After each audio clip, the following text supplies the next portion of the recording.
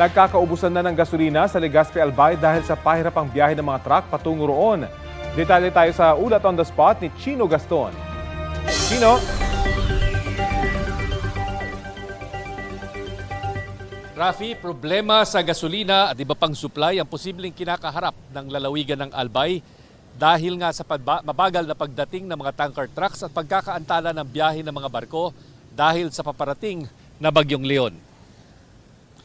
Unahan ang mga sasakyan sa mga gasolinahan sa Legazpi City nang mabalitaang may gasolina na ulit ang gasoline station na ito.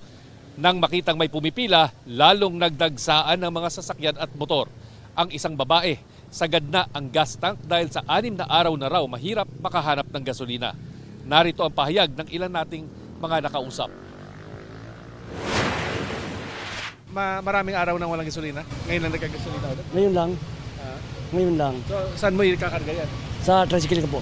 Nagkakaubusan na daw. Pumipila na ako. Wala talaga gas. Ang hirap. Ang maghanap ng gas.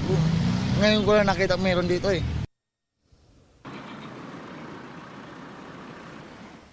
Nananatiling sarado ang ibang gas stations dahil ubos na nga ang kanilang mga supply.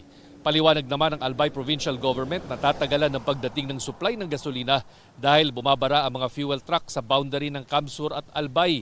Pero nabawasan na raw ang kilo-kilometrong pila doon. Nagpulong ang Albay Provincial Government ang mga kinatawan ng DTI para mapigilan ang hoarding ng gasolina at basic commodities. Rafi, yung gasoline station kung saan tayo nakatayo ngayon ay ito nga, kararating lamang ng kanilang fuel tanker para maglagay ng gasolina dito sa kanilang reservoir. Kung kaya't nung nalaman ng mga residente na meron ng gasolina ang kahapon ay sarado pang gas station, nagsidatingan na dito para magpakarga. At yan ang latest mula rito sa lalawigan ng Albay. Balik sa inyo, Rafi. Maraming salamat, Chino Gaston.